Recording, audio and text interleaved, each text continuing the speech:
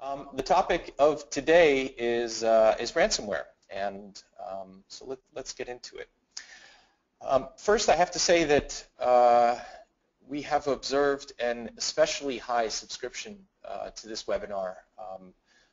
So far, we've had hundreds of people register, and there's many have attended, and this is a little bit more than we typically see. So we wanted to first kind of recognize that I think we're dealing with one of the most important IT topics of the year.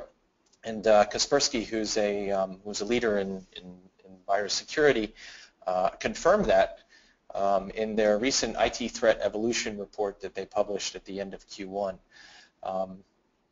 Where they identified that ransomware Trojans are particularly the main theme of the quarter and likely to be the biggest problem of the year.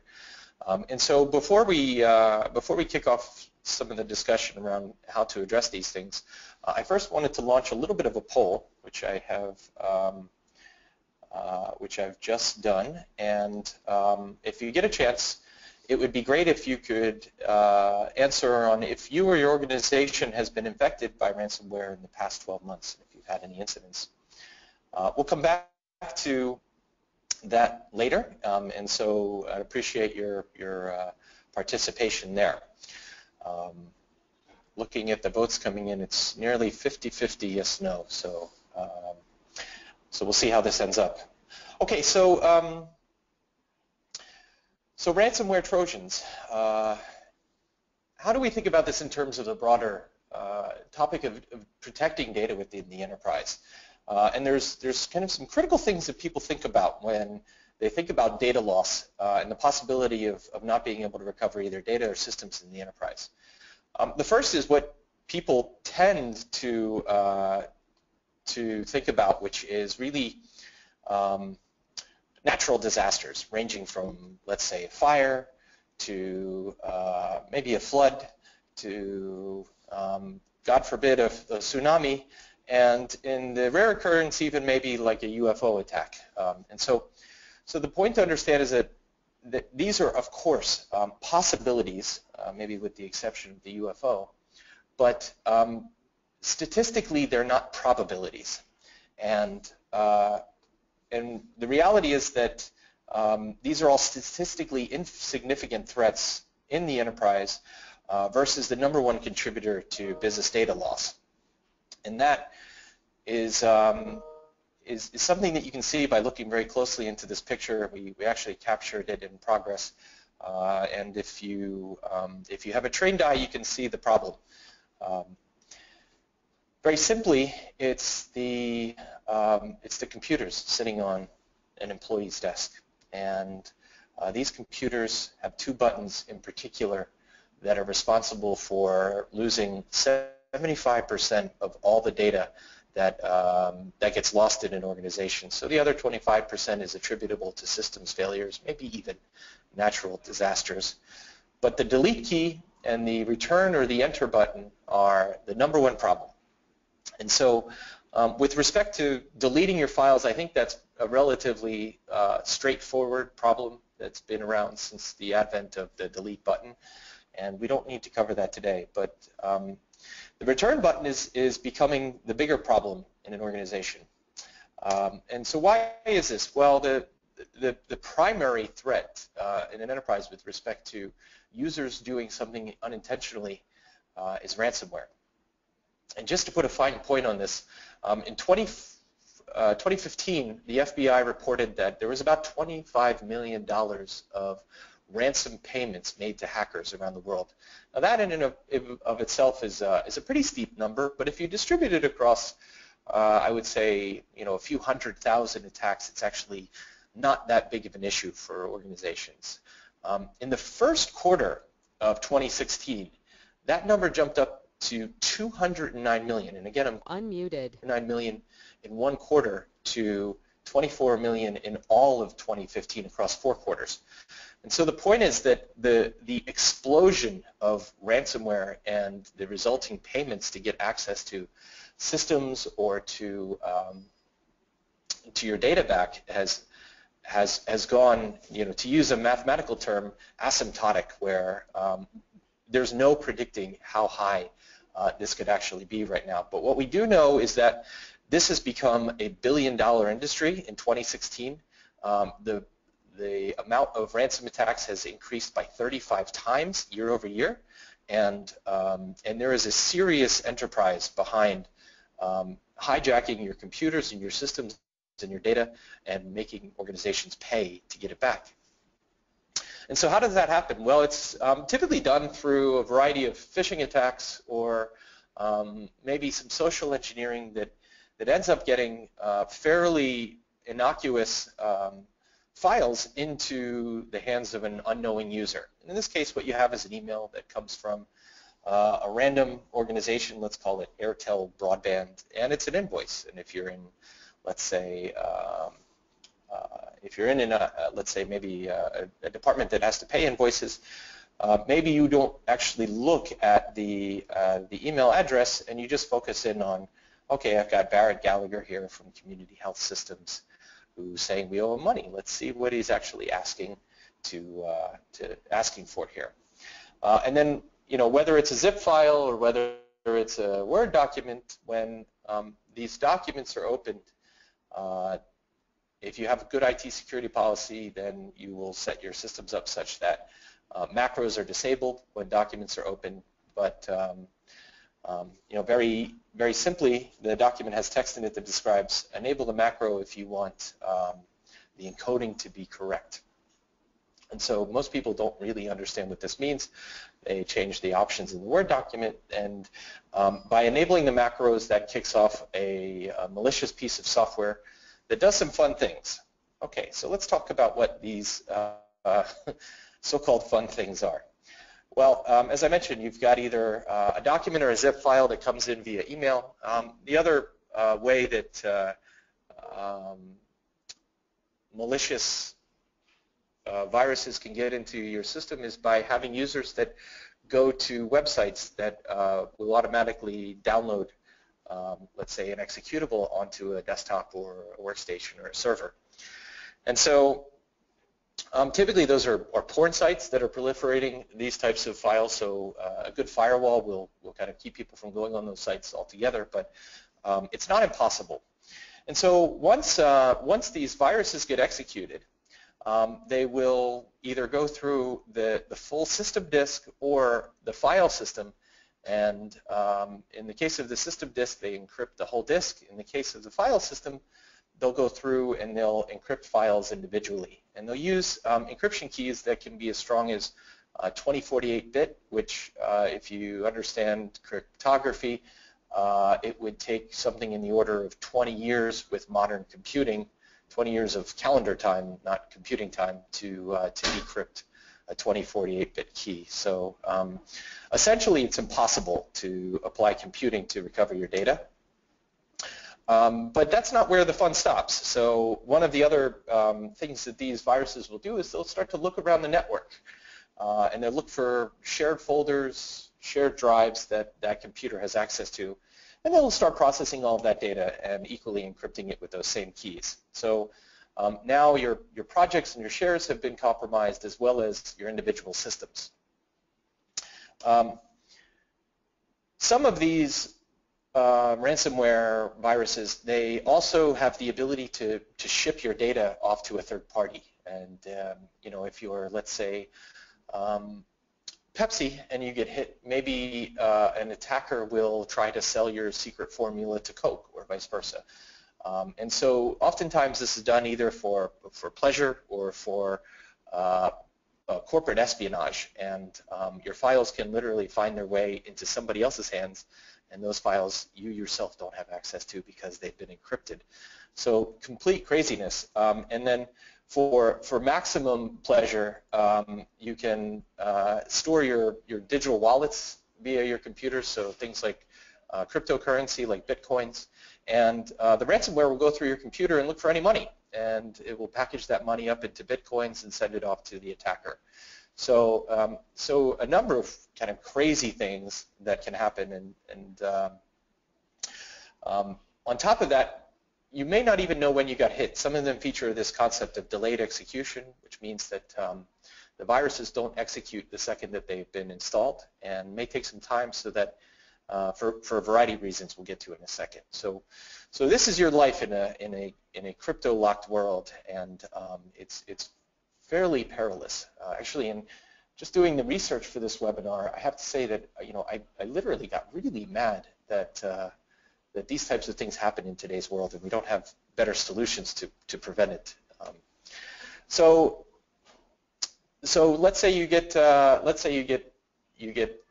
hit, and ransomware has been installed onto specific systems. The only way to get access to that data is by going and setting up a Bitcoin account and shipping some number of Bitcoins off to the attacker. And just to give you a little bit of a frame of reference for what the cost exposure is on a single system basis, an average ransom note comes with a price tag of anywhere between half of a Bitcoin to 2 Bitcoins, and after a period of time of not paying the ransom, there will be a multiplier applied at the system level. So if you have a PC that's been compromised, after you haven't paid for 24 hours, they may double the cost of the ransom. So it's kind of anti-negotiation in a way, but certainly an incentive to pay quickly. Now, Bitcoin is a currency. It fluctuates pretty significantly. And in the beginning of the year, an average Bitcoin cost you around $400. Today, you pay over $600 for that, and you could have paid in excess of $700 in just the June timeframe. And so, for a single system at half of Bitcoin ransom, that costs you about $180, less than the cost of a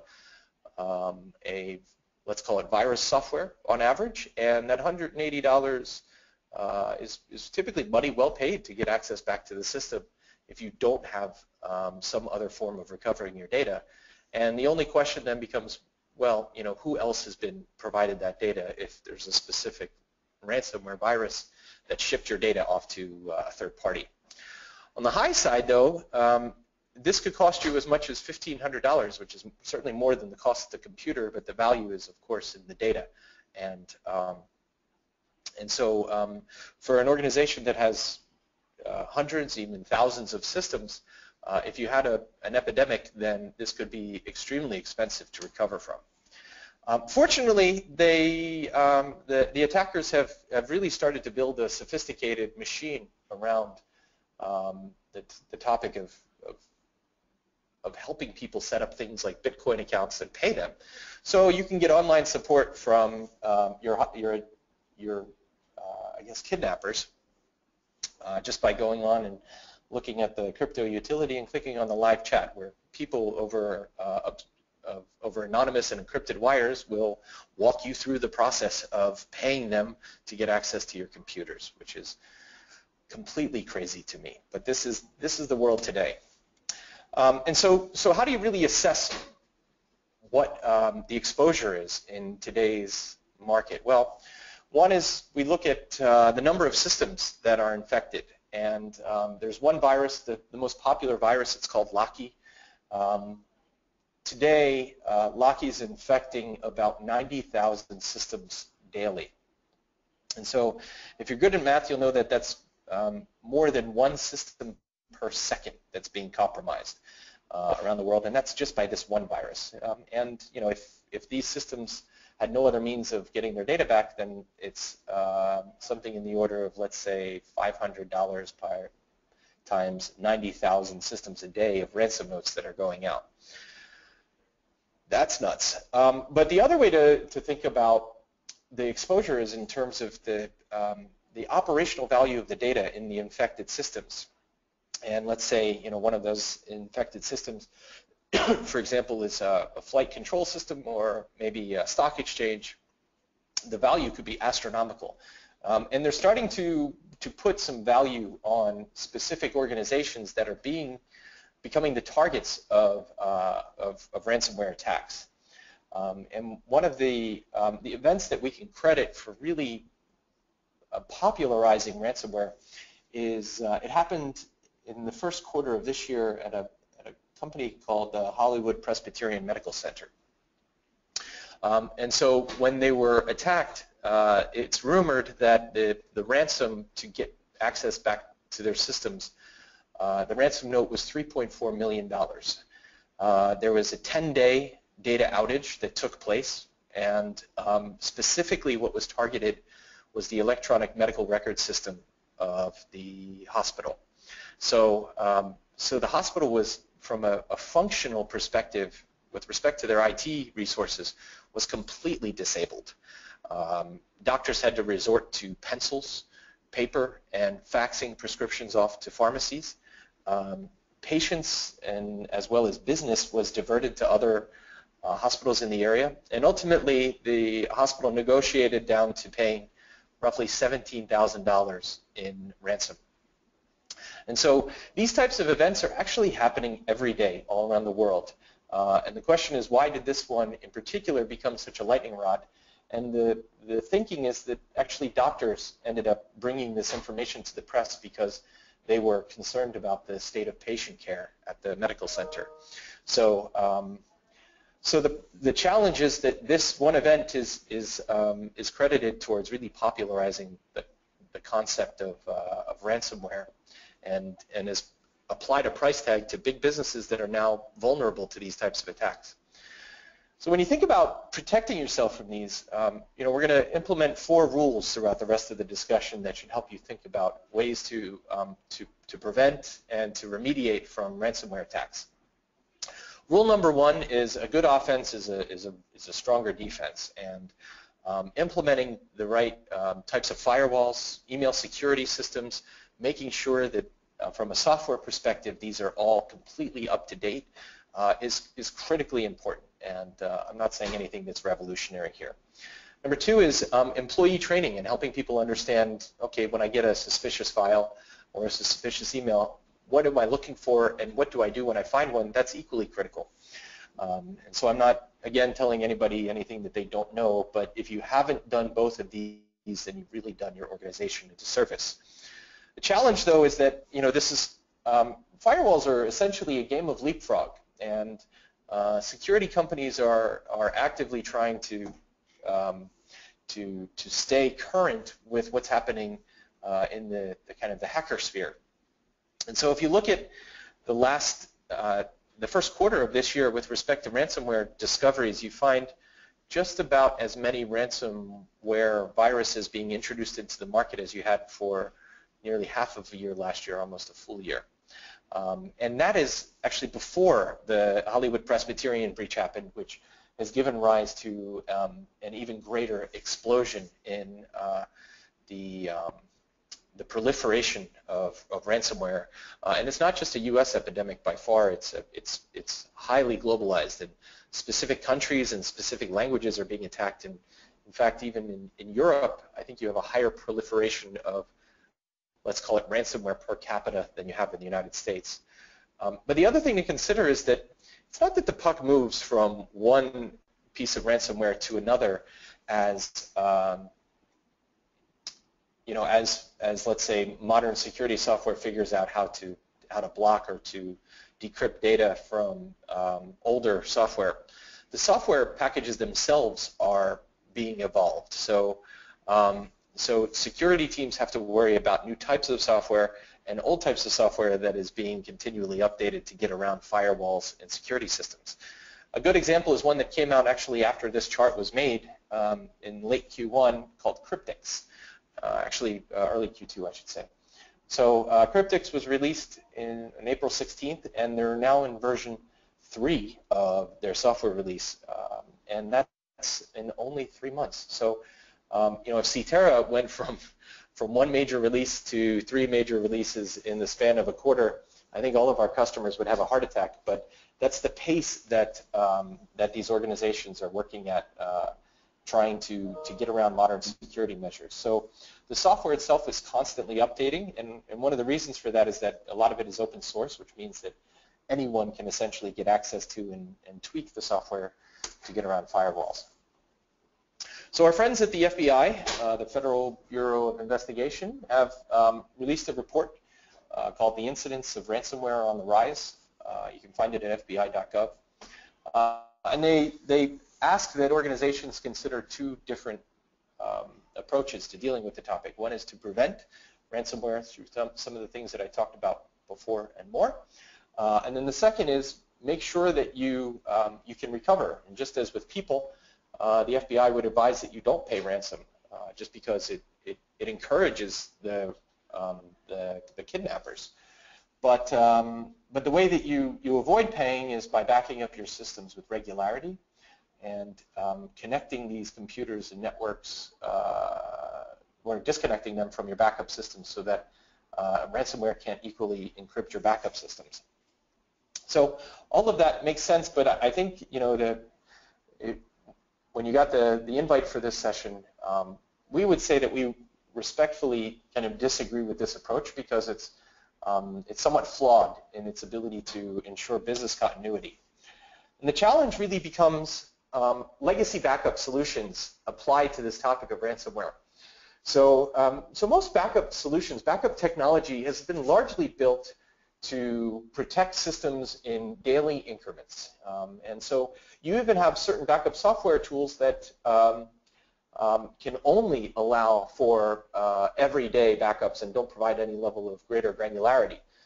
Example here is an older version of HP Connected and their backup scheduler. So from an exposure perspective, you potentially have a day's worth of work that is vulnerable to loss. And that's assuming that you actually have the ability to predictably back up systems. And in an increasingly mobile world, the second problem you have is that mobile workers are less able to get onto a network and do a full system backup or even an incremental backup. And that becomes challenging when you're dealing with backup software that doesn't have things such as source-based global deduplication. And so deduplication allows you to make sure that only highly unique blocks are shipped over the network and only the absolute minimum amount of data has to be shipped from a computer that's being backed up or from a storage device. And in our case, we're also talking about NAS devices at the remote and branch office. And the point is that for mobile workers, they don't have predictable network access, and when they're on the network, they want to make very efficient use of it, more for purposes of time than cost. And legacy backup solutions aren't really aligned towards that objective. So rule number 2 is if you're going to backup, and we recommend that you do, by the way, that you use modern backup utilities. Backup utilities that aren't consuming a lot of systems resources, and that's important because you don't want to disrupt the user experience where they would be disincentivized from actually using the backup utilities. Number 2 is to implement global source-based deduplication on top of an incremental forever backup architecture so that you can complete your backups with maximum speed, which reduces the recovery point exposure that you would have. And then third is, particularly for mobile workers, you want a solution that can withstand disconnection. And if you're doing a backup job, you close your laptop and you go to another meeting room, you want the backups to continue as opposed to restarting for reasons that these can often take a long period of time, anywhere from a few minutes to a few hours, depending upon the size of the backup files. So even with the greatest amount of let's call it backup optimization tools, you still need solutions that can withstand a stop and a continuance as opposed to stop and restart. So modernize your backup infrastructure to prepare for these events and to limit the exposure to these events. But on top of that, the other thing you need to think about is file versioning. And there's some fun things. So I'm showing here Ctera's cloud backup scheduling utility, and you can set this up where you could have users back up with every hour level of frequency. You can also limit the amount of bandwidth that is consumed during business hours to be friendly to the network, and there's all sorts of cool things that you can do. But an hour's level of granularity might not be appropriate on the flip side of the backup equation, because you may have backed up files that have already been secretly compromised. And so this concept of delayed execution means that, that you need to keep multiple versions of your files stored for an extended period of time with kind of small levels of granularity to recover recent changes, but also extended levels of granularity to make sure that you can roll back to a time when the files weren't compromised if there's no modern antivirus that you can get access to. So, so delayed execution makes it harder for IT managers to discover the origin of the attack. It also makes it difficult to be detected by modern antivirus software because it does some things in the background that don't look like a virus but make it look like it's a natural part of the system until the attack is executed. And so, so that's, I would say, the opposite of fun. But what it means is that if you have a backup policy set for even every hour, you may have to roll back to multiple hours of backups just to get to a safe point. And so you really need to think about how you version your backups in addition to how granular they become. And so, so bringing this all back to kind of Ctera, we focus on 3 different areas of business continuity. At the endpoints, we make file sharing software as well as data protection software, traditional backup tools. Same thing for the office. Our appliances are on-premises file servers, and they're also data protection appliances that allow you to do disk to cloud backup. And then for servers running in the cloud, we make data protection software. And so business continuity is what we think about across all 3 of these independent systems and areas where people are doing computing, storing files, and we have different ways to think about what the level of exposure is for an average organization when you think about the concept of file sharing and the adjunct, which is real-time synchronization, versus scheduled backups. And let's say in a 24-hour period, what I can ensure is that my average time to file versioning with a backup methodology is about every 24 hours. But with file sync, every time a file is changed, within 5 minutes that change is proliferated and recoverable from the cloud. So the point is that within a 24-hour period, I can minimize 23 or more hours of exposure from a ransomware attack, and I can minimize the threat of these by implementing a modern file synchronization model in conjunction with backup. And so, so that's rule number 3, is as you think about protecting data and providing agility to an organization that needs to recover from ransomware, the lines have totally blurred.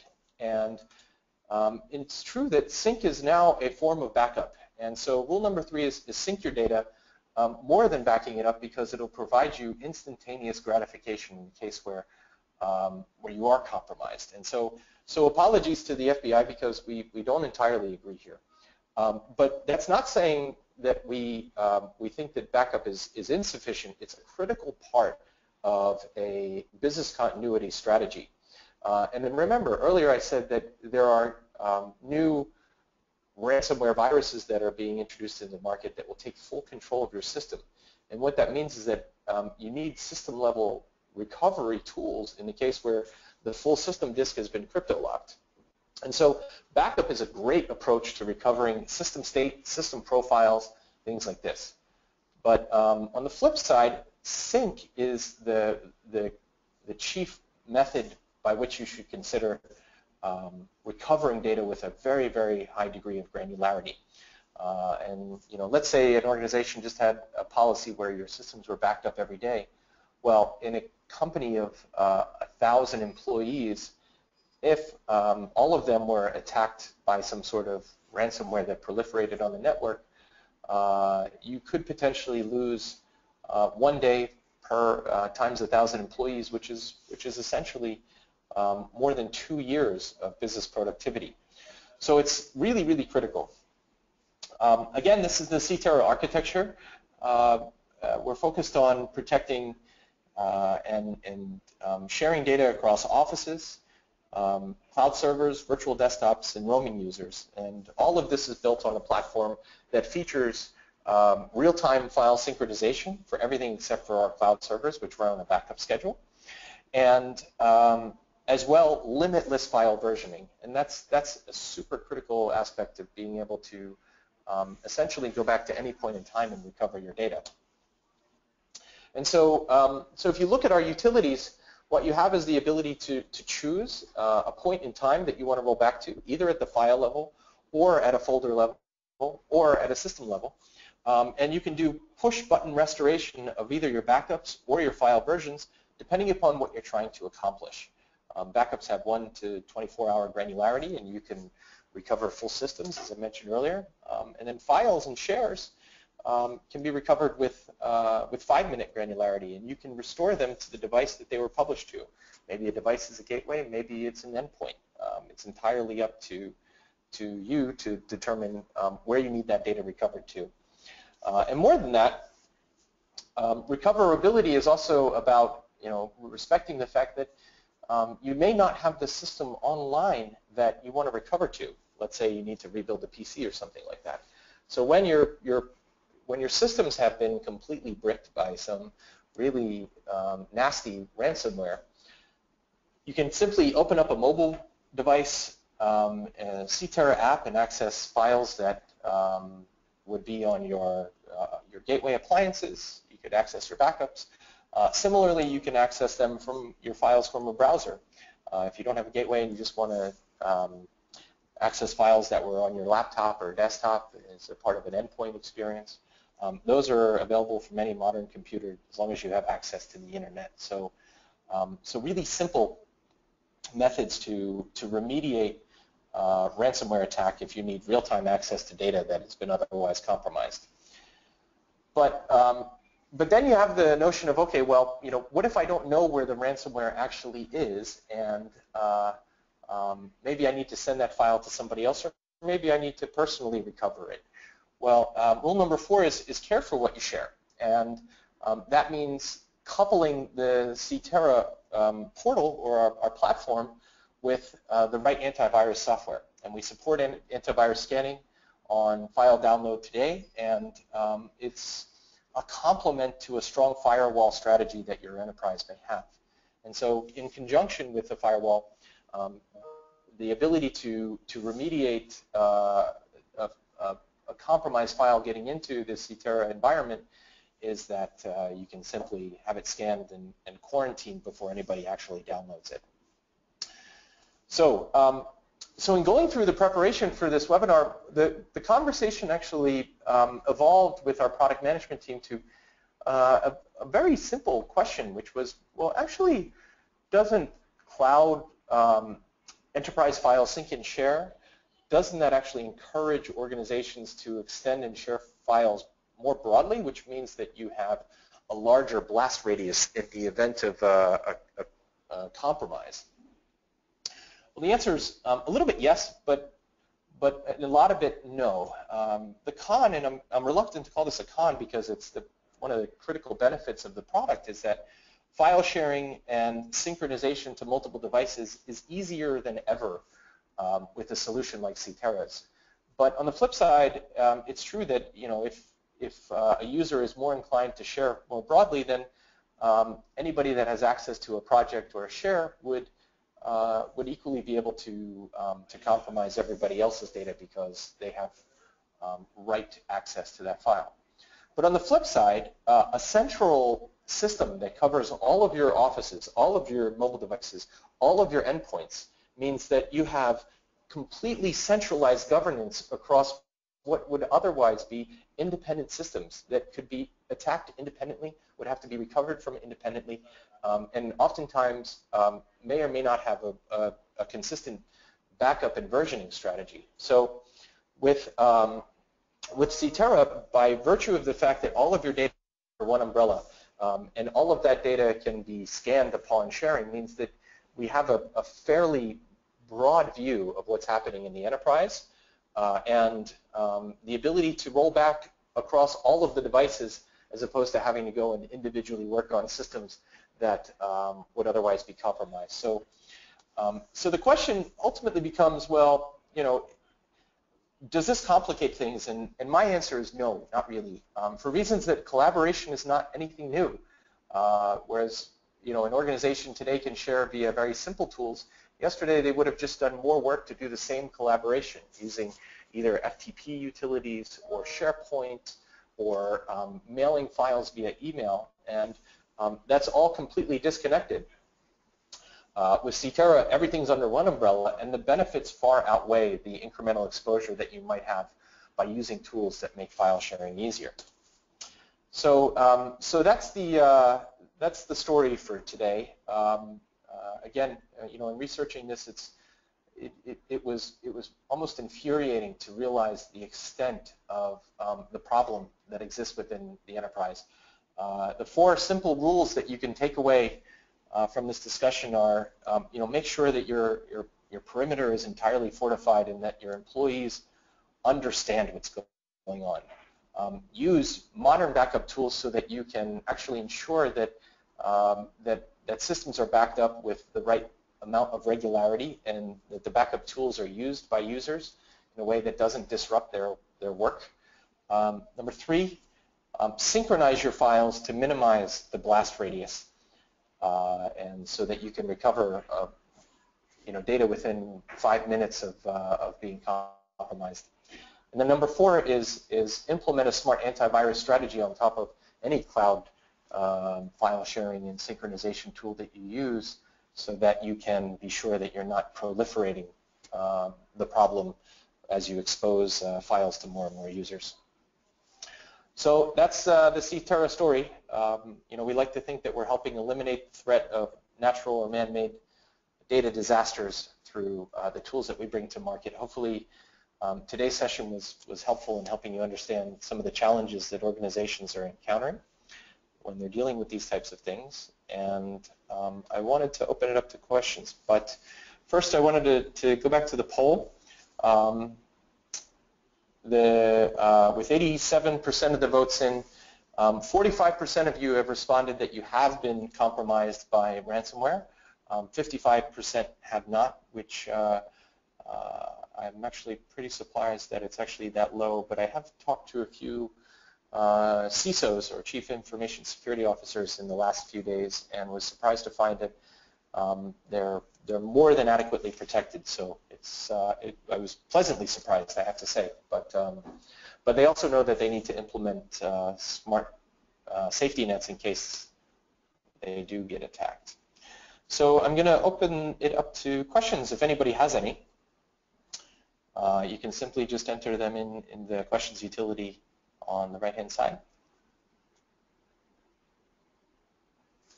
I guess it's on my right, but it may not be implemented on your right on your computer, a little handy-dandy go-to-market screen, or go-to-meeting screen. Okay, well, looks like there's no questions, which means my presentation was entirely...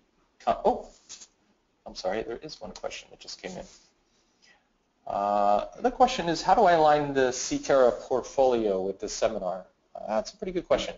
One of the interesting things that we found when we were preparing for this webinar is that there was such acute interest in the session that we really didn't want to make it too Ctera-centric, for reasons that a lot of our partners want to take the same message out to their customers. That being said, how do we align the Ctera solution to this webinar? Well, ransomware can hit you on any number of vectors. Roaming users can download nasty files. It's no different from a virtual desktop experience where viruses can be introduced in a VDI session via mail servers or browsers. Servers can be compromised if they're on a network that another infected system is on. And the offices have desktops and servers that share the same problem. And so Ctera aligns our portfolio to ransomware remediation by enabling organizations to roll back to any period of time to recover their files.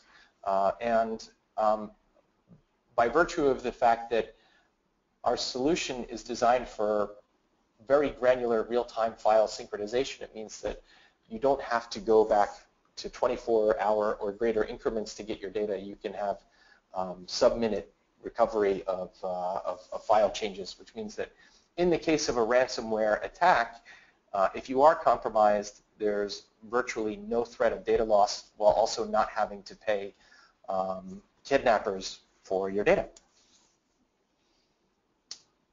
Hopefully that was clear. And we kind of think about the problem extending, between your endpoints, your offices, and servers running in the cloud. And we believe that we have a very comprehensive tool set that allows organizations to appropriately recover from attack on any one of these different vectors.